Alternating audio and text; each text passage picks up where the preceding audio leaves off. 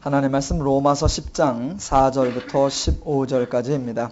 찾으시면 아멘 하겠습니다. 천천히 합독합니다. 시작. 그리스도는 모든 믿는 자에게 의를 이루기 위하여 율법의 마침이 되시니라. 모세가 기록하되 율법으로 말미암는 의를 행하는 사람은 그 의로 살리라 하였거니와 믿음으로 말미암는 의는 이같이 말하되 내 마음에 누가 하늘에 올라가겠느냐 하지 말라 하니 올라가겠느냐 함은 그리스도를 모셔내리려는 것이요 혹 누가 무저갱에 내려가겠느냐 하지 말라 하니 내려가겠느냐 함은 그리스도를 죽은 자 가운데서 모셔 올리려는 것이라. 그러면 무엇을 말하느냐? 말씀이 내게 가까워 내 입에 있으며 내 마음에 있다 하였으니 곧 우리가 전파하는 믿음의 말씀이라. 내가 만일 내 입으로 예수를 주로 시인하며 또 하나님께서 그를 죽은 자 가운데서 살리신 것을 내 마음에 믿으면 구원을 받으리라. 사람이 마음으로 믿어 의에 이르고 입으로 시인하여 구원에 이르느니라. 성경에 이르되 누구든지 그를 믿는 자는 부끄러움을 당하지 아니하리라 하니 유대인이나 헬라인이나 차별이 없음이라. 한 분이신 주께서 모든 사람의 주가 되사 그를 부르는 모든 사람에게 부요하시도다. 누구든지 주의 이름을 부르는 자는 구원을 받으리라. 그런즉 그들이 믿지 아니하는 일을 어찌 부르리요? 듣지도 못한 일을 어찌 믿으리요? 전파하는 자가 없이 어찌 들으리요? 보내심을 받지 아니하였으면 어찌 전파하리요? 기록된 바 아름답도다 좋은 소식을 전하는 자들의 발이여 함과 같으니라. 아멘.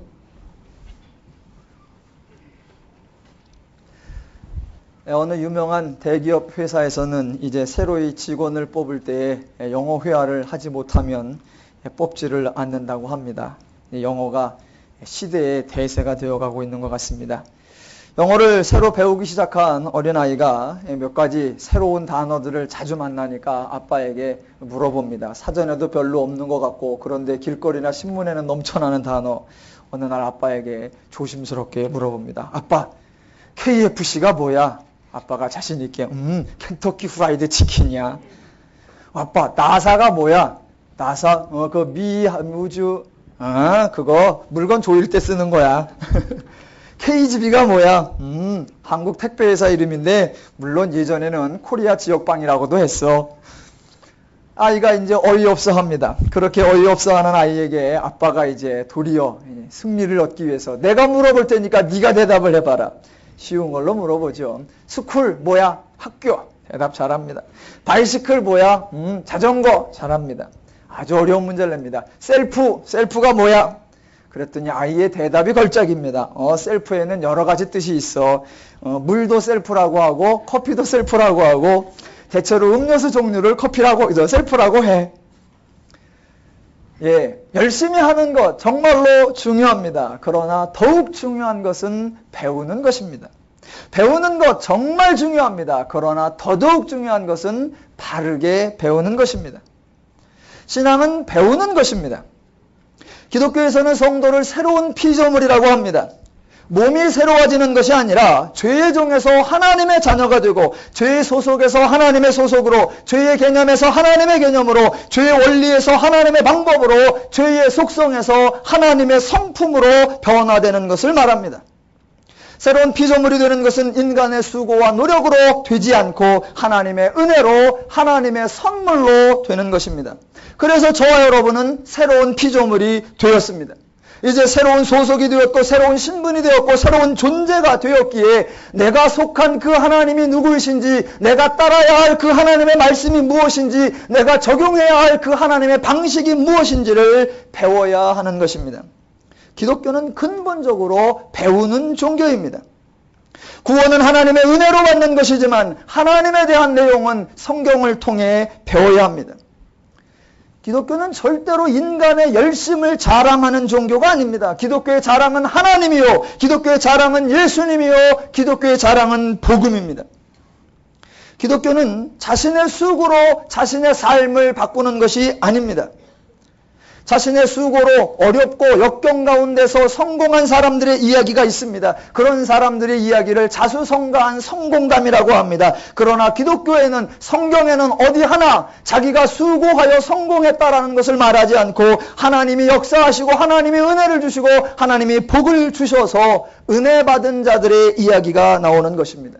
그 은혜를 주시는 하나님, 그 하나님의 복음을 우리는 알아야 합니다. 저와 여러분은 모두 죄인이었습니다. 너나 할 것 없이 죄인의 마음을 가졌었고 죄의 방식과 죄의 원리로 살았었습니다. 예전에만 그랬던 것이 아니라 사실 지금도 저와 여러분은 많은 부분에 있어서 죄인처럼 죄인의 기준과 죄인의 목적과 죄의 가치와 원리로 생각하며 행동하며 살아가고 있습니다. 지금도 누가 죄의 방식을 설명하면 이해가 착착되고 죄의 원리를 적용하려고 하면 아무런 부담감 없이 왜 그렇게 자연스러운지요. 가끔 하나님 방식을 들으려 하면 무슨 말인지 통 못 알아듣겠고 어쩌다 알아들은 것도 적용 한번 하려고 하면 왜 이렇게 결단과 각오가 필요한지 잘 안 됩니다. 게다가 우리가 일상생활에 만나는 사람들은 대부분 죄인들이요, 죄인의 생각이요, 죄인의 가치를 가지고 있기 때문에 우리가 하나님의 방식, 하나님의 개념을 알고 적용하며 산다는 것은 보통 어려운 것이 아닙니다. 누림교회는 진리를 선포하고 하나님의 원리, 하나님의 기준, 하나님의 마음, 하나님의 가치, 하나님의 방식을 계속해서 가르칠 것입니다. 왜냐하면 하나님이 가장 좋으시고 하나님의 것이 가장 옳고 하나님의 것이 가장 편하고 하나님의 것이 가장 분명하고 하나님의 것이 가장 자연스럽기 때문입니다. 죄의 방식과 기독교인의 방식이 전혀 다릅니다. 죄인의 방식, 죄의 방식을 대표로 말한다고 하면 간단하게 하나님이 없다라고 하는 겁니다. 죄인의 방식, 하나님이 없다. 다른 표현으로 하면 인간만 남는다라는 겁니다. 인간 중에서도 자기 자신만 남게 되어 있습니다.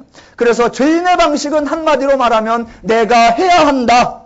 아무도 나를 위해 주지 않고 아무도 나를 도와주지 않고 아무도 나를 대신해 주지 않는다. 내가 안 하면 아무것도 없다. 이게 죄인의 방식입니다. 물론 다른 사람이 나를 도와줄 수 있습니다. 다른 사람이 나를 도와주려고 하면 일단 내가 잘나야 한다라는 것이 죄의 원리입니다. 내가 힘이 있어야 하고 내가 돈이 있어야 되고 내가 권세가 있어서 뭔가 다른 사람이 나를 위할 수 있는, 다른 사람이 나에게 굴복할 수 있는 그런 것이 있어야 한다라고 주장합니다. 모두 그것을 얻기 위한 싸움입니다. 그렇지 않다면 인간은 자신이 수고해서 자신의 수고만큼 살아야 한다. 그 정도만 해도 좋습니다. 그런데 죄인은 얼마나 간교한지, 만약 내가 힘이 없고 만약 내가 능력이 없고 권세가 없다면 내가 일해서 나 먹고 사는 게 아니라 내 일 당연히 해야 하고 남의 일까지 해줘야 하는 정말로 힘들고 어려운 삶을 살 수밖에 없습니다. 죄인의 본질, 죄인의 사고방식의 밑바닥에는 바로 이와 같은 마음이 깔려 있는 것입니다. 그와 대조적으로 기독교의 사고방식, 기독교의 대표적이고 유일하고 총체적인 특징이 무엇이냐? 하나님이 계시다고 하는 것입니다. 예, 하나님이 계십니다. 그 하나님이 인간을 창조하셨고 그 하나님이 인간을 사랑하시고 그 하나님이 인간을 섭리하시고 그 하나님이 인간을 도우시고 그 하나님이 인간을 축복하시고 그 하나님이 인간이 할 수 없는 일을 대신해 주시는 그런 하나님이 계십니다. 기독교에는 하나님이 계십니다. 그 하나님은 살아계십니다. 그 살아계신 하나님은 인간을 위해 역사하시는 분이십니다.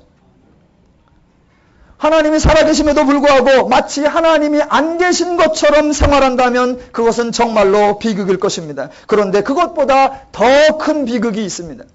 하나님이 계시다는 것에는 동의하는데 하나님이 어떤 분이시냐라고 하는 하나님의 성품에 대해 오해하고 있는 경우가 가장 큰 비극입니다.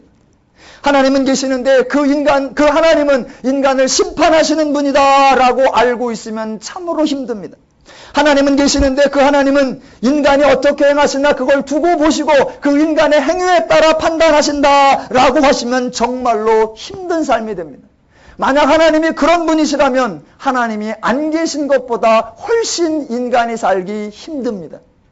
만약 하나님이 안 계시다라고 하면 인간은 간단합니다. 내가 하고 행한 거에 결과가 온다. 안 했다. 그럼 결과 없다. 끝. 이래버리면 됩니다. 그런데 하나님이 계셔서 그 하나님이 인간의 행위를 판단하셔서 상벌을 주신다 하고 하면 훨씬 더 어렵습니다.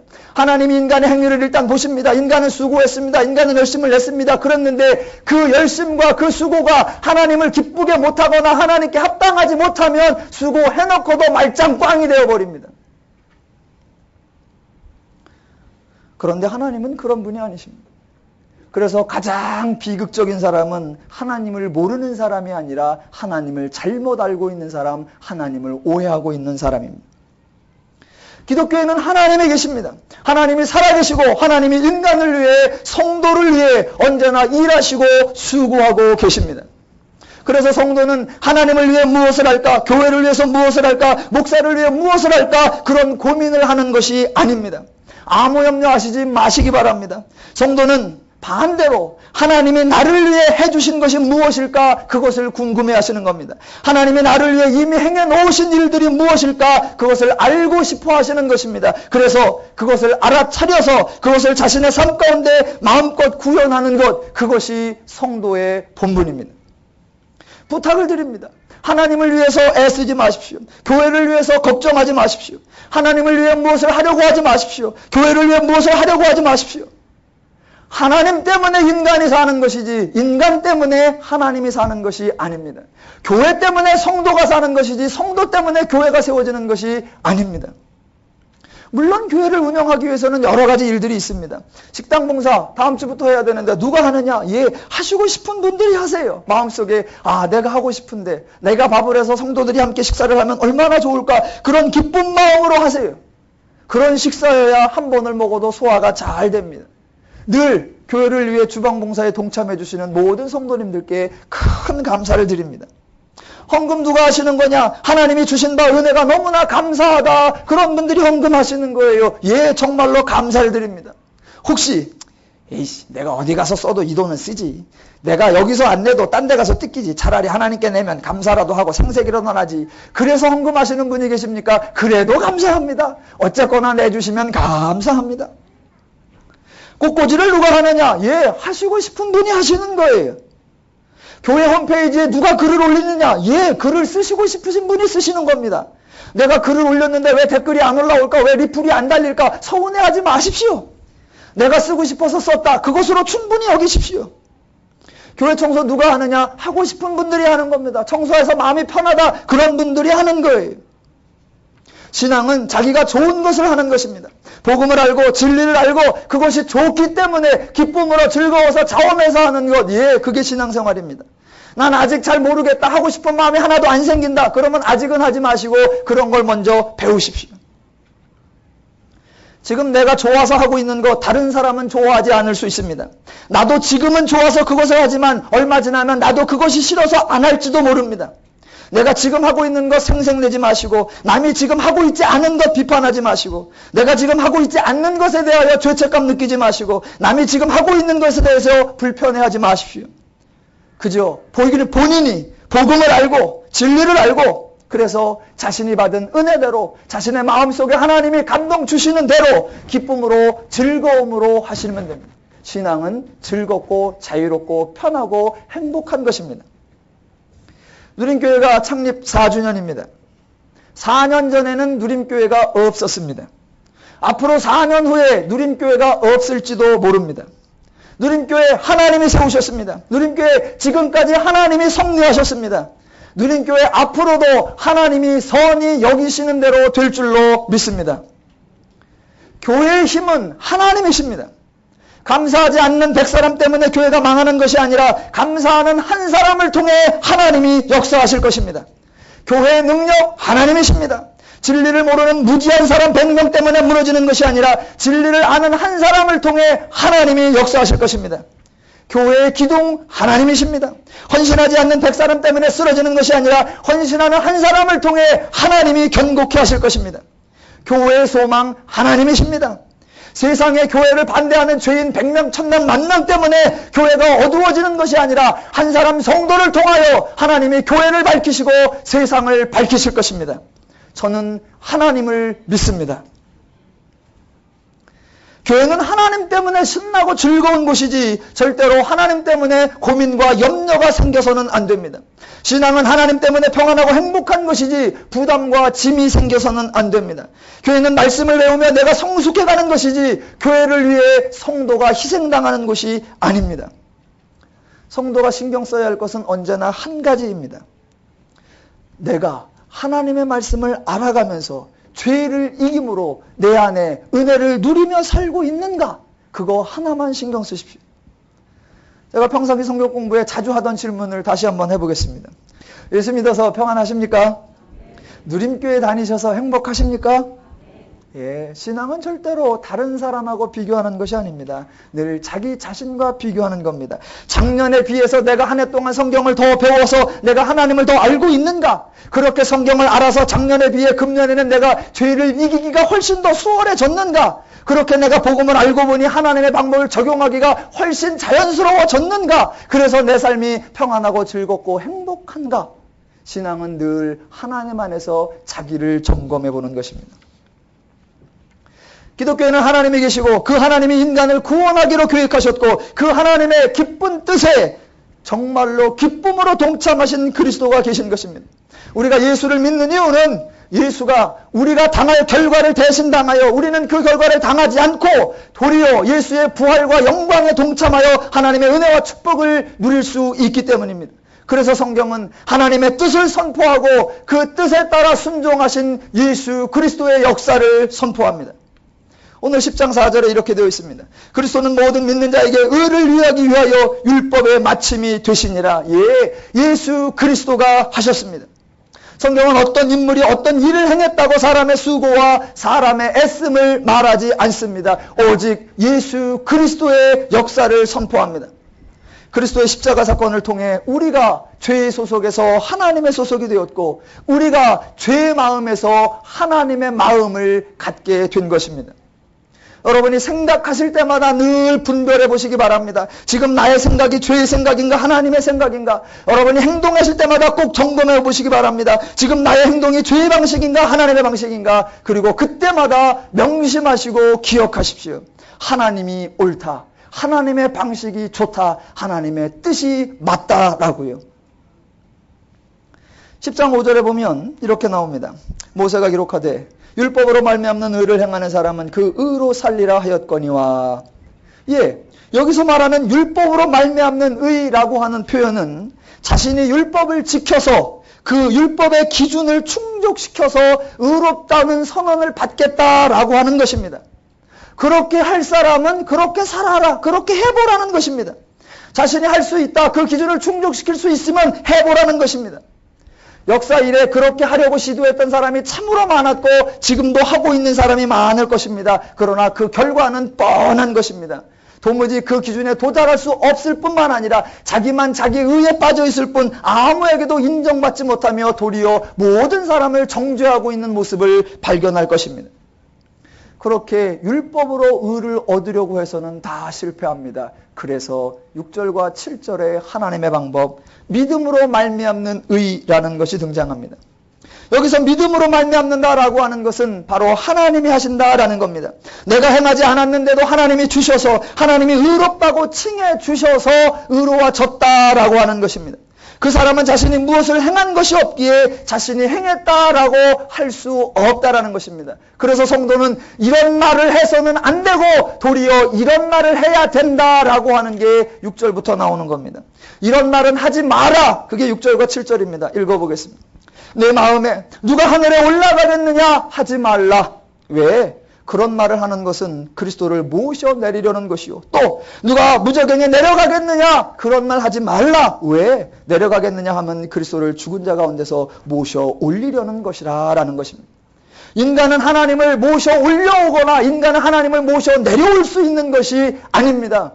인간이 하나님을 어떻게 할 수 있는 것이 아니라는 얘기입니다. 동화나 신화, 전설에 나오는 이야기와 성경에 나오는 이야기는 그 관점과 방향이 전혀 다릅니다.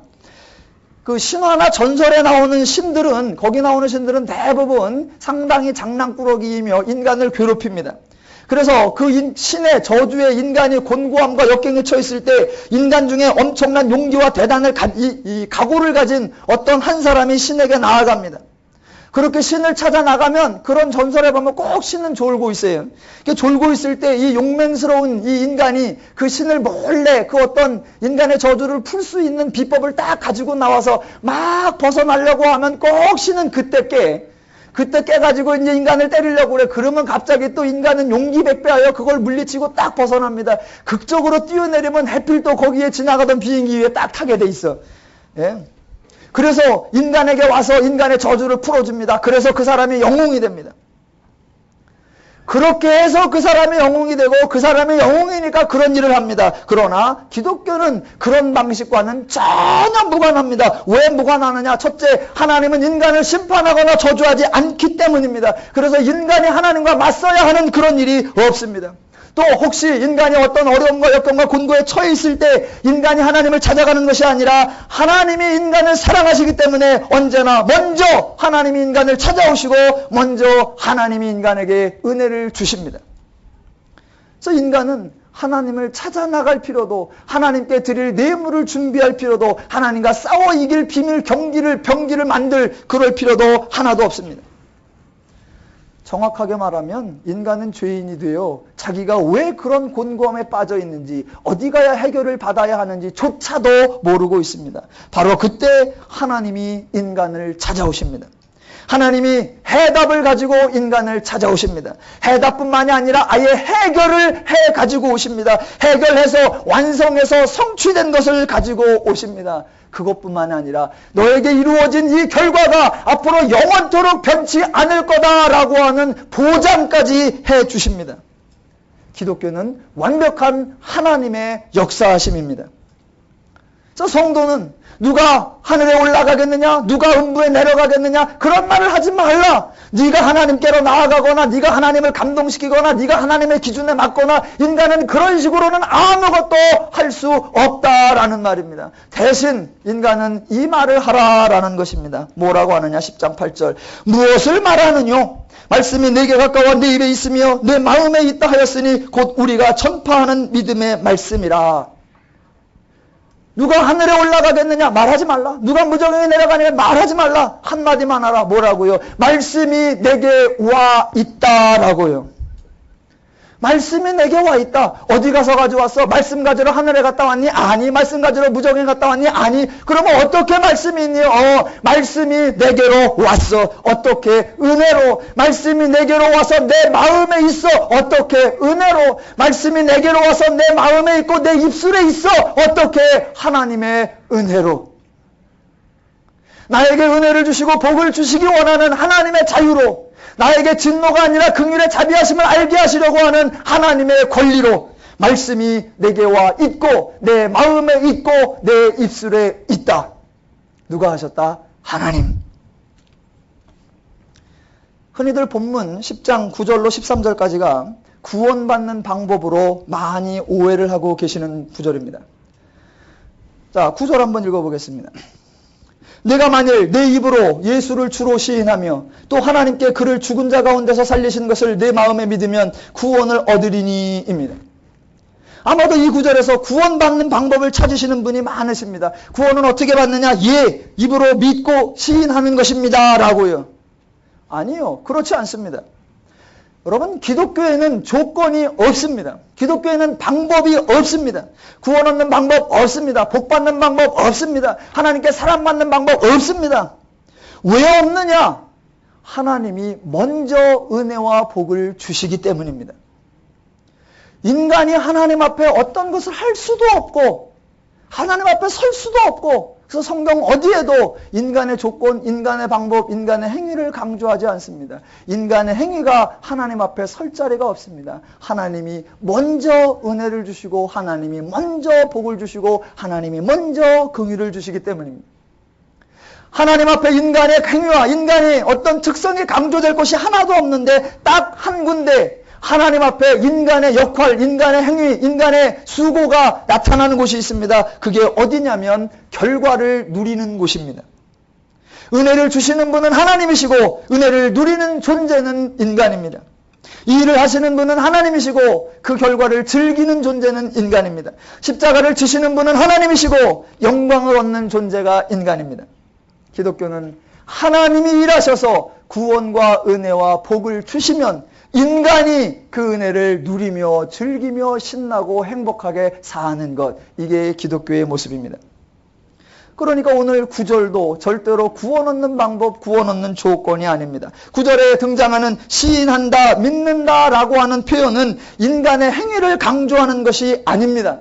만약 다른 사람은 시인하지 않는데 너는 시인한다, 다른 사람이 하지 않는 것을 너는 했다라고 하면 그것은 인간의 행위에 대한 강조입니다. 다른 사람을 믿지 않는데 너는 믿었다라고 하면 다른 사람들은 강팍하고 완고해서 받아들이지 않는데 너는 참 온유해서 믿는구나 라고 하면 인간에 대한 강조가 되는 것입니다. 그런데 본문은 그런 얘기가 아니란 말입니다. 왜 인간이 하나님을 모시러 갈 수 있느냐? 없다. 인간이 하나님을 모셔 올려오려고 갈 수 있느냐? 없다. 모든 것이 불가능하다. 인간의 행위로는 아무것도 할 수 없다라고 선언하기 때문입니다.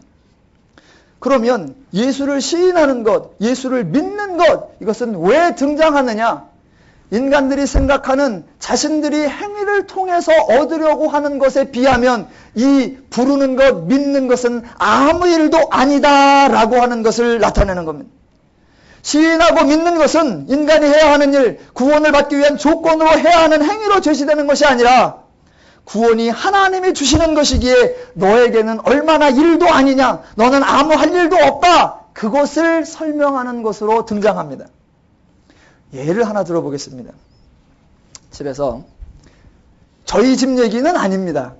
지금부터 들으시다가 꼭 그 집 상황이네, 아무리 비슷해도 저희 집 얘기는 아닙니다.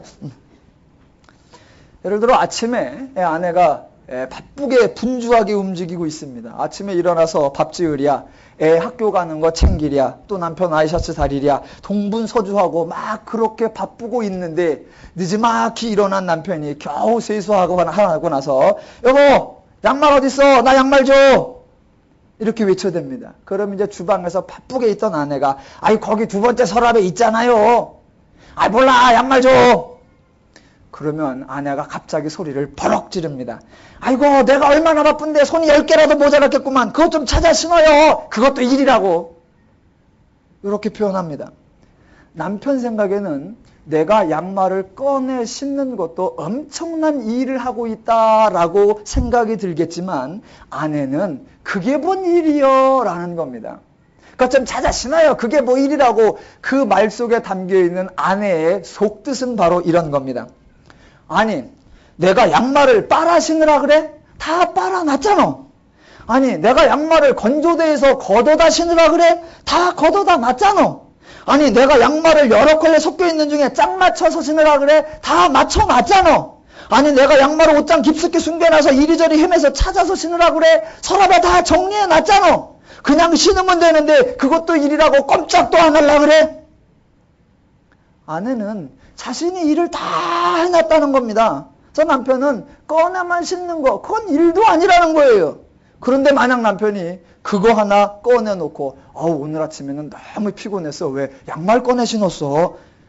이건 말도 안 된다 라는 표현입니다. 만약 인간이 내가 믿었다, 내가 시인했다 라고 자랑하면 그 표현은 오늘 내가 양말 신었어 라고 말하는 것처럼 말도 안 되는 일이다 라고 하는 겁니다. 자, 이것을 하나님과 인간의 관계로 더 확장해보면 하나님이 누구시냐? 하나님이 하나님이세요. 예를 들어서 제가 아내의 예를 들었지만 하나님하고 아내하고는 비교가 안 됩니다. 자, 아내는 양말을 빨아서 말려서 짝 맞추어서 서랍에 잘 정리해 놓았습니다. 그래서 남편이 꺼내만 신으면 될 수 있도록 다 해놨습니다. 정말로 대단합니다. 그런데 하나님은 인간을 향하여 그거보다 더 대단하게 하십니다. 만약 하나님의 아내라고 하시면 하나님은 양말을 그렇게 다 서랍에 정리해 놓았을 뿐만 아니라 그 양말을 직접 꺼내서 남편을 앉혀놓고 남편에게 직접 신겨주는 그런 분이십니다. 그 마지막 서랍을 넘어서 남편의 발에까지 양말이 딱 도착하도록 다 해주시는 그런 분이십니다. 신앙적으로 얘기를 해볼까요? 하나님이 죄인을 불쌍히 여기셨습니다. 그래서 하나님이 인간이 구원받는 방법을 제시하셨습니다. 그리고 그 방법대로 하나님이 십자가에 달려 죽으셨습니다. 하나님이 죄를 이기고 살아나셨습니다. 그리고 하나님이 성도를 구원하셨습니다. 그 성도에게 성령을 주셨습니다. 그래서 보증을 주셨고 그 마음에 믿어지게 하셨고 그 입술에 하나님을 고백할 수 있는 감동까지 다 주셨습니다. 그리고 나서 오늘 10절 사람이 마음으로 믿어 의에 이르고 입으로 시인하여 구원에 이르느니라. 이것은 구원 얻는 방법을 말하는 것이 아닙니다. 양말을 다 신겨 놓으시고 그리고 한마디 물어보시는 겁니다. 어때? 마음에 들어? 발이 편해? 그랬더니 남편이 하는 말, 아주 뽀송뽀송해.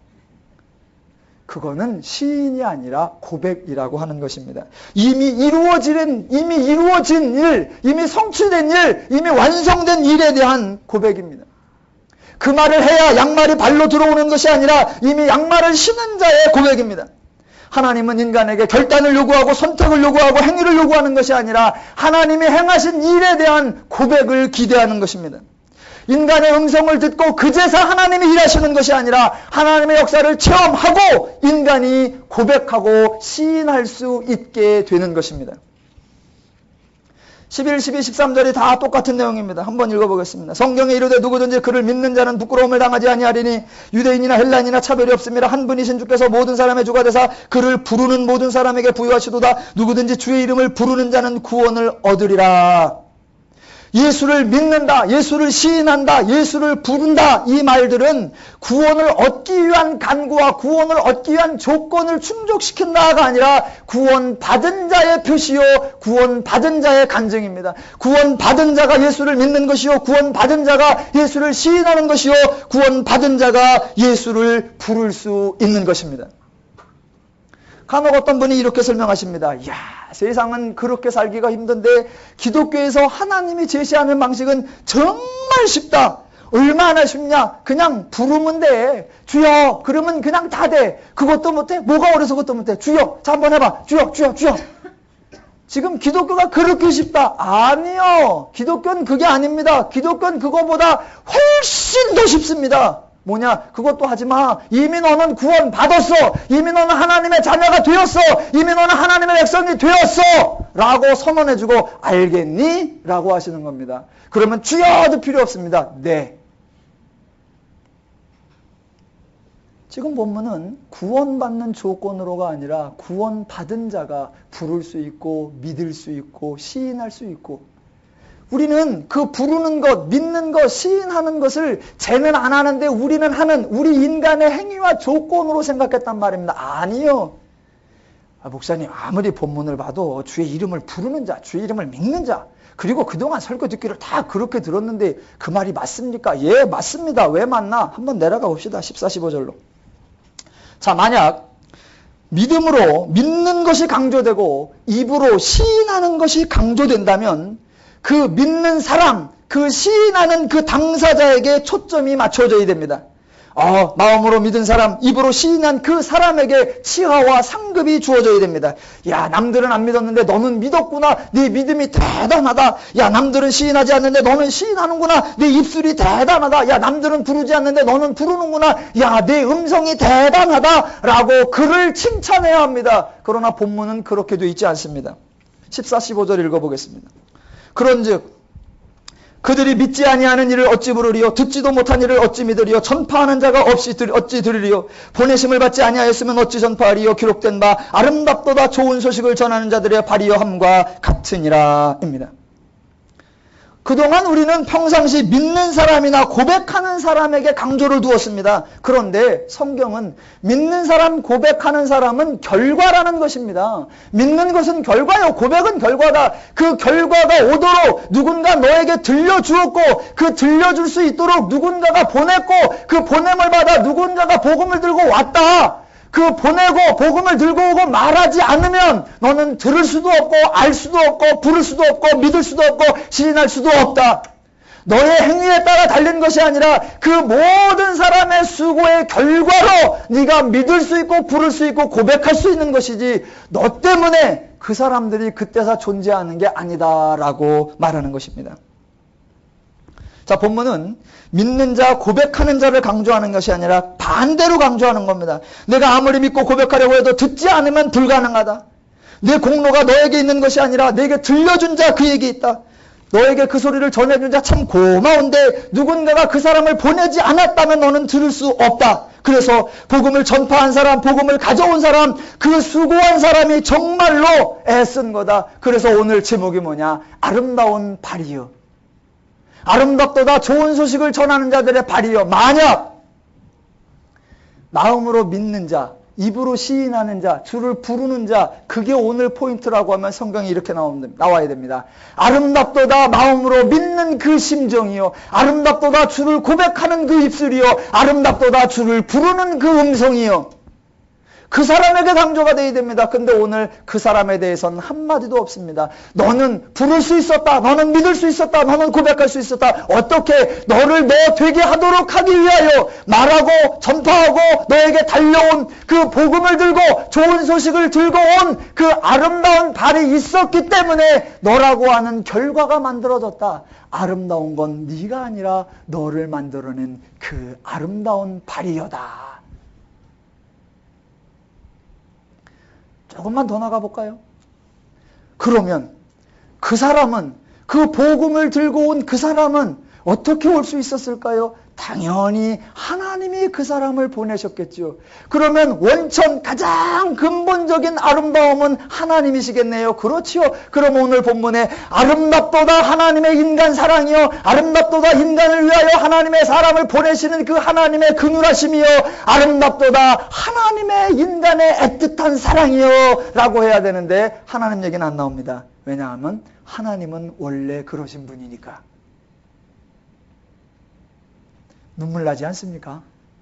하나님이 오늘 우리 속에서 그 고백과 그 시인과 그 부름을 만들어내기 위하여 하나님이 그 모든 일을 계획하시고 역사하시고 과정을 이루어내시고 그 사람에게 보내시고 듣게 하시고 감동 주시고 입술이 나오게까지 다 해주셔놓고도 마치 하나님은 아무것도 안 하신 것처럼 흔적도 없고 그 복음을 들고 간 그 아름다운 발 참 수고했도다. 역사는 하나님이 하시고 영광과 상급은 인간에게 주시는 하나님의 인간 사랑의 메시지입니다. 그래서 이 본문은 사실은 밑에서부터 위로 읽어야 됩니다. 하나님이 어떤 사람을 보내셨다. 그 사람이 전파했다. 전파한 걸 들었다. 들으니 내 마음에 믿어졌다. 믿어져서 내가 주가 시인이 되었다. 하나님의 은혜로다. 율법으로 말미암는 의로는 살 수가 없고 믿음으로 말미암는 의로 사는데 하나님이 인간을 사랑하사 그렇게 행하셨구나. 우리 하나님 좋으신 하나님이십니다. 우리 하나님 저와 여러분을 사랑하시는 하나님이십니다. 그 하나님이 누림교회를 세우셨고 그 하나님이 누림교회를 지켜오셨고 그 하나님이 누림교회를 선히 여기시는 대로 이끌어 가실 줄로 믿습니다. 그 하나님을 즐거워하며 그 하나님의 원리와 심정과 마음과 방식으로 하나님의 은혜를 삶 속에 풍성히 누리시기를 주님의 이름으로 축원합니다. 기도하겠습니다.